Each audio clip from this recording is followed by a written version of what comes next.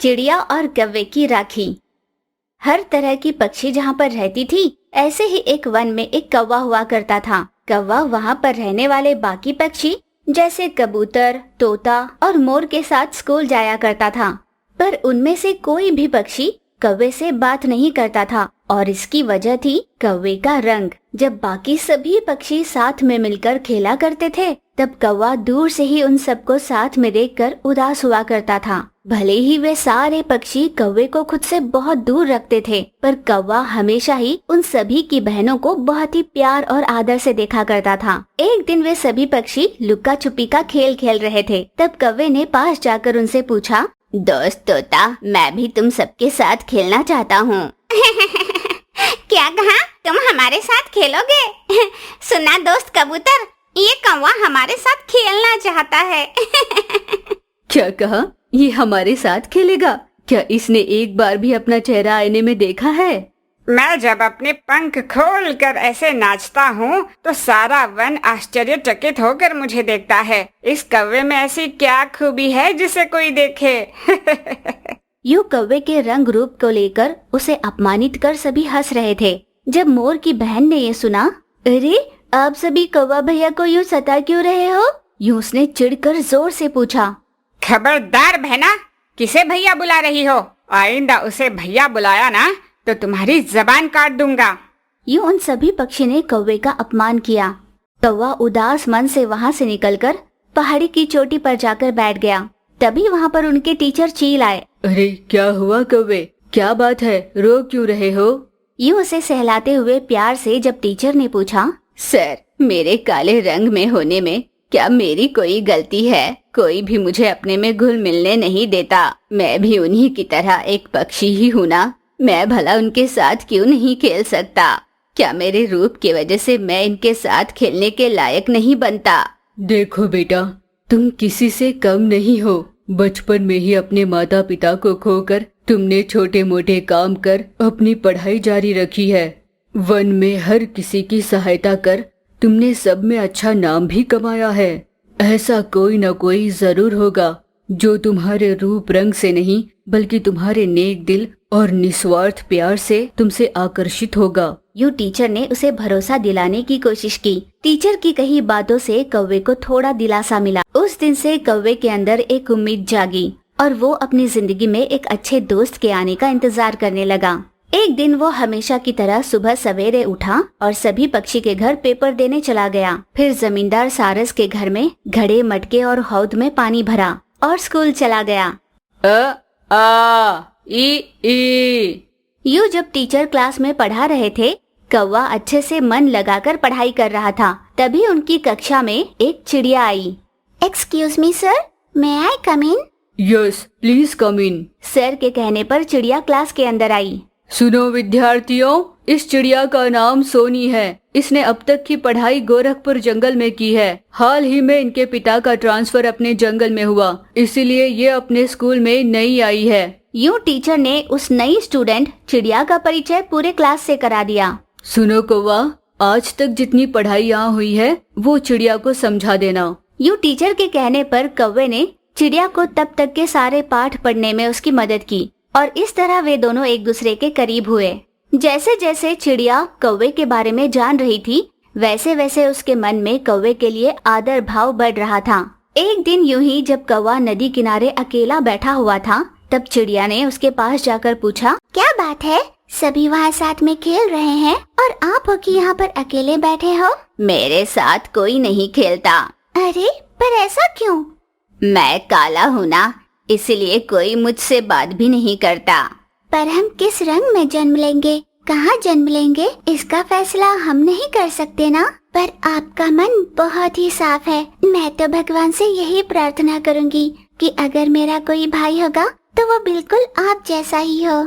यूं जब चिड़िया ने कहा तो उसके अपनेपन से भरे बातों से उस दिन तक खुद को अकेला महसूस कर रहे कौवे के मन को बहुत सुकून मिला। उस दिन से दिन ब दिन कौवा और चिड़िया के बीच में प्यार और अपनापन बढ़ने लगा। एक दिन चिड़िया के पिता चिड़े ने कौवे को अपने घर बुलाया।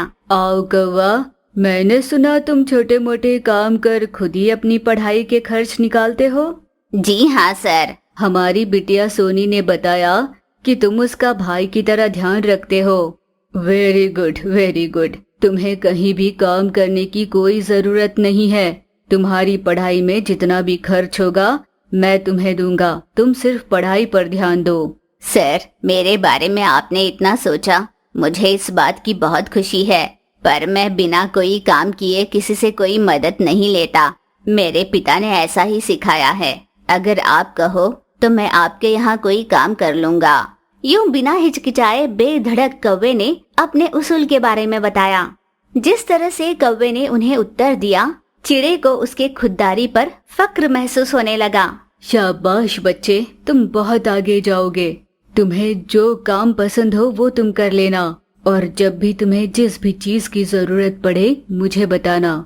यूं चिड़े ने कहा तो उस दिन से कौवा उनके ही घर रहते हुए अपनी बहन सोनी का बहुत अच्छे से ध्यान रखने लगा।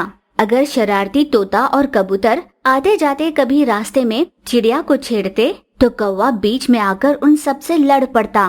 फिर कुछ ही दिनों में जंगल में राखी के त्योहार की हलचल शुरू हो गई। जंगल में हर तरफ त्योहार को लेकर चहल पहल थी। उस दिन जब कौवा किसी रास्ते से गुजर रहा था तो तोता, मोर और कबूतर अपने अपने बहनों से राखी बंधवाकर खूब इतरा रहे थे। जब उन सभी ने कौवे को वहाँ से जाते देखा, क्या हुआ, क्या किसी ने तुझे राखी नहीं बांधी? वैसे भी तुझ जैसे काले को कौन राखी बांधेगा? ऐसी बातें कहकर उसे चिढ़ाने लगे। उन सभी की बातें सुन दुखी हुआ कौवा पहाड़ी की चोटी पर अकेला जाकर बैठा। तभी उसके पास सोनी चिड़िया पहुँची। क्या हुआ, यहाँ क्यों बैठे हो? कुछ नहीं, बस ऐसे ही। बूझो तो मैं आपके लिए क्या लेकर आई हूँ। ऐसा कहकर चिड़िया ने साथ लाई हुई राखी कौवे को बताई। मैंने आपको कहाँ कहाँ नहीं ढूंढा। ऐसा कहते हुए प्यार से चिड़िया ने कौवे के हाथ में राखी बांधी। कौवे की आंखों से अनजाने ही आंसू निकल आए। भैया, आप रो क्यों रहे हो? क्या हुआ? बचपन से हर कोई मुझे अरे ओ कौवे, अरे ओ काले कलूटे, अरे ओ अकेले ऐसा कहकर बुलाने वाले और मुझे देखकर कहीं मैं उनसे भोजन न मांग लूं, मुझसे मुंह फेरने वाले ही मिले। मैं इन्हीं सब के बीच पला बड़ा हूँ, पर आज पहली बार किसी ने मुझे भाई बुलाया, मेरे हाथ में राखी बांधी। मैं इस ऋण को कैसे चुकाऊंगा बहना? आपने मुझे बहना कहा, इतना ही काफी है। मैंने सिर्फ कहा ही नहीं है बहना। राखी का मतलब होता है एक भाई का अपनी बहन को दिया हुआ एक भरोसा। हर मुसीबत के तुम तक पहुंचने से पहले आड़े आ जाऊं, ऐसी हिम्मत, और तुम पर कोई आंच भी न आए, ऐसी तुम्हारी रक्षा। जब तक मेरे अंदर जान है, इस राखी को साक्षी मानकर कहता हूँ, मैं हमेशा तुम्हारी रक्षा करूँगा मेरी बहना। फिर हमारी रक्षा का क्या? ऐसे तभी पीछे से आवाज सुनाई दी। पीछे मुड़कर जब कौवे ने देखा तो वहाँ पर मोर की बहन मोरनी और तोते की बहन तोती थी। कौवे को आश्चर्य हुआ। हमारे भाइयों ने आपको कितना सताया, पर आपने हमेशा हमारी बहनों की तरह ही रक्षा की है। जब हम अकेले होमवर्क नहीं कर पाते थे तो आपने होमवर्क कराने में हमारी हमेशा मदद की। चिड़िया ने हमें बताया कि आप हमें यहाँ मिलोगे, इसलिए हम सभी यहाँ पर आ गई। फिर सभी पक्षी ने मिलकर कौवे को राखी बांधी, जिससे कौवे का आत्मबल बढ़ गया। हाथ में बंधी ढेर सारी राखियों के साथ जब कौवा अपनी बहनों के साथ आसमान में उड़ रहा था तो तोता और कबूतर को ये देख बहुत ईर्ष्या होने लगी। इंद्रधनुष के रंगों वाली कौवी। बहुत समय पहले एक जंगल में एक काली कौवी रहा करती थी। उस कौवी को जंगल के बाकी पक्षियाँ अपशकुन माना करती थी। एक दिन तोती कहीं जा रही थी कि रास्ते में उसका सामना कौवी से हुआ। अरे, आ गई सामने मेरे। अब जब मैंने तुम्हें देख ही लिया तो मेरा काम तो बनने से रहा। अब जाने की क्या जरूरत। यूं उसके मुंह पर ही कहकर तोती वापस चली गई।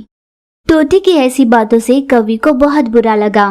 फिर एक दिन जंगल की सभी पक्षियाँ मैदान में खेल रही थी, तभी कौवी उनके पास गई। कालिया आ गई, कालिया आ गई। यूं वहाँ पर रही सभी पक्षियाँ उसका मजाक उड़ाने लगी। उसकी सुन बारी बारी सभी पक्षियाँ उसे चिढ़ाने लगी।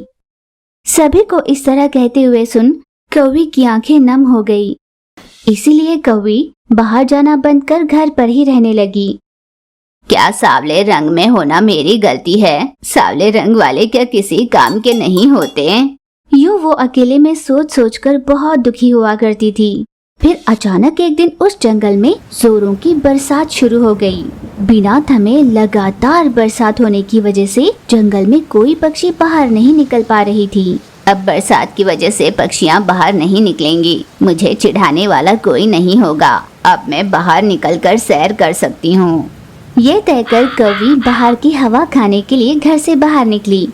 बरसात की वजह से आसमान में इंद्रधनुष निकल आया। जैसे ही कौवी ने इंद्रधनुष को देखा, अरे वाह, ये इंद्रधनुष कितना लुभावना है। इसकी सारी रंगें कितनी चमक रही हैं। काश कि इनमें से एक रंग भगवान मुझे दे देते। ये सोचती हुई कौवी वहीं पर रुककर इंद्रधनुष को निहार रही थी। उस जंगल में जितने भी दिनों तक बरसात होती रही, कौवी बरसात में भीगती हुई उस इंद्रधनुष को निहारती रही। बाकी पक्षियाँ कौवी को इस तरह बरसात में भीगती हुई देख सोचते जैसी वो पागल हो गई हो। उस शाम बरसात थम गई, जिस कारण जंगल की सभी पक्षियाँ अपने घोंसले से बाहर निकली। कौवी ने जैसे ही ये देखा, वो तुरंत अपने घोंसले में वापस लौटी। उस रात कौवी को चैन की नींद आई। पर अगले सवेरे जैसे ही उसने आंख खोलकर देखा तो उसका पूरा शरीर इंद्रधनुष के रंगों में बदल गया था। हे वरुण देव, आपने मेरी विनती सुन ली, मुझ पर अपनी कृपा बरसाई। जो बहुत खुश होकर रंगीन कौवी बड़ी हिम्मत से घर से बाहर बेझिझक घूमने लगी। कौवी के शरीर पर इंद्रधनुष के रंगों को देख बाकी सभी पक्षियों को आश्चर्य होने लगा। इंद्रधनुष के रंगों वाली कौवी से बात करने के लिए सभी पक्षियाँ आतुर होने लगी। अरे वाह कौवी, तुम कितनी सुंदर लग रही हो। तुम्हें देखकर तो मन तृप्त हो रहा है। तुम कितनी सुंदर लग रही हो। मुझे भी ऐसी कोई सलाह दो ना, जिससे मैं तुम्हारी जैसी बन जाऊं। इस तरह पहले जो पक्षियाँ कौवी को खुद से दूर रखा करती थी, वे सभी कौवी के पास आने लगे। इंद्रधनुषों वाली कौवी खुशी से फूले नहीं समा रही थी। यूं ही दिन बीत रहे थे। एक दिन इंद्रधनुषों वाली कौवी नदी के किनारे बैठी थी तो बाकी सभी पक्षियाँ उससे मिलने आई। क्या बात है, तुम सभी यहाँ कैसे? हमने अपने पक्षी राज के सिंहासन के लिए तुम्हें चुन लिया है। वैसे भी तुम हमारी बात टालोगी तो नहीं ना? पक्षियों का राजा और वो भी मैं, पर मुझ में तो ऐसी लायकी नहीं है। अरे ये तुम क्या कह रही हो? खुद वरुण देव ने तुम पर प्रसन्न होकर तुम्हें इंद्रधनुष के रंग दिए। इससे बढ़कर लायकी और क्या चाहिए? आप सबके बड़प्पन के लिए बहुत आभारी हूँ, पर अब तक जिस चील ने इस जंगल की रखवाली की है वही इस पद के लिए सही है।